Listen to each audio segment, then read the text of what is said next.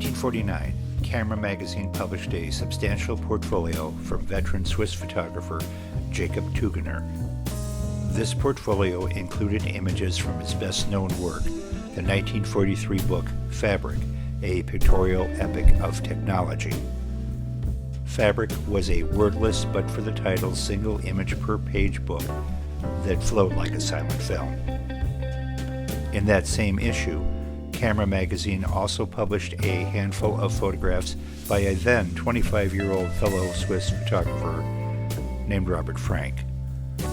Inspired by Tugener's book, as well as friend and mentor Walker Evans's American Photographs of 1938, which was also a wordless but for the title single image per page book that flowed like a silent film, Robert was encouraged to apply for and did eventually receive in 1955 a Guggenheim Fellowship to travel and photograph the United States.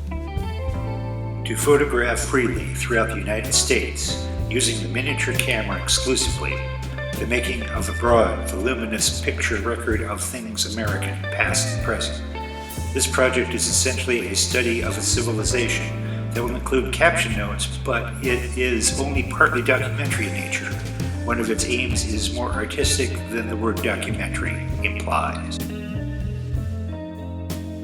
It would not be easy. Forever the stranger in a strange land, Frank would be harassed, arrested, and nearly beaten for his troubles. In the end, he would expose some 2,700 frames of Kodak safety film, of which 83 images would become the book we now know as The Americans. The American edition of The Americans would later be published in 1959 by Grove Press, who went with a much more minimalist approach. The result was a wordless but for the titles single image per page book that flowed like a silent film.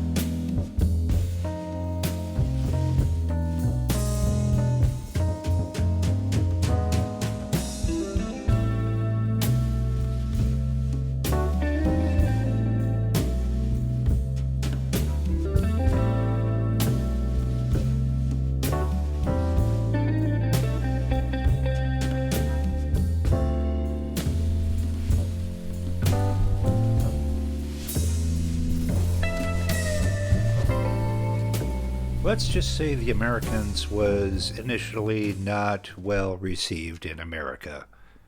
Popular Photography magazine called the photos nothing but meaningless blur, grain, muddy exposures, drunken horizons, and general sloppiness, and a sad poem by a very sick person.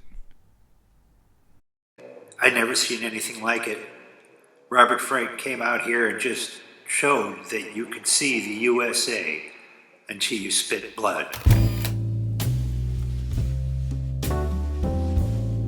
After The Americans, Frank, rather than doing more of the same, went into filmmaking.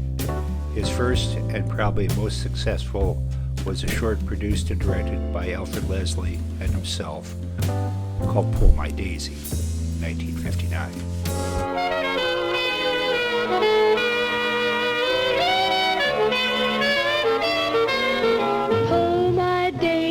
Tip my cup, all my doors are open.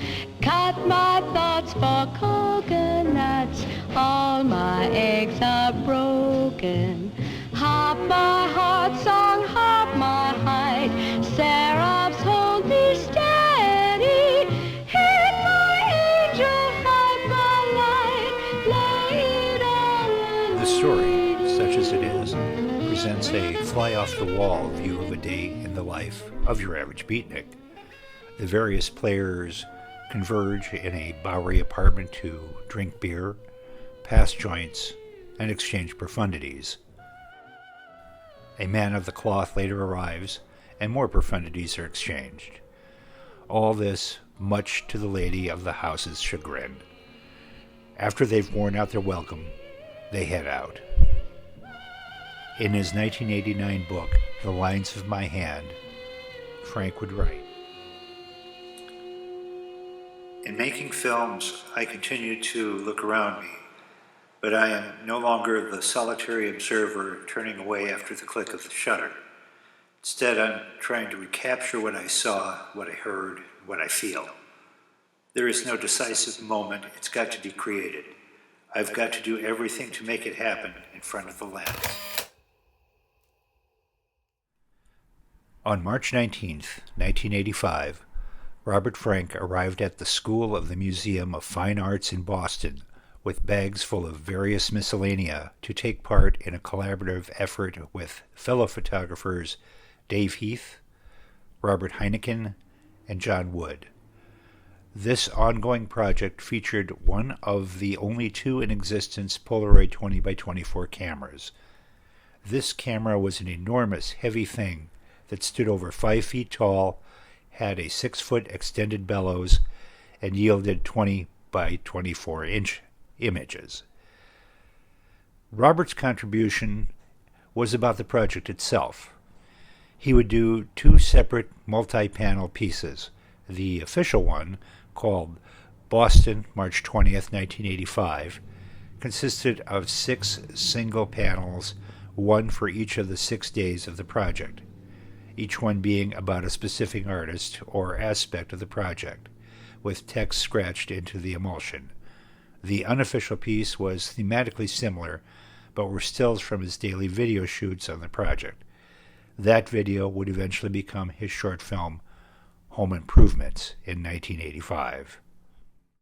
In a workshop in 1988, Robert Frank would later say, "So it was kind of difficult for me. I was uncomfortable working in the studio. I brought these things with me from New York to Boston in the morning. It was a spring morning, I think. I brought the stuff with me, postcards, newspapers, and these frames that I bought on the street.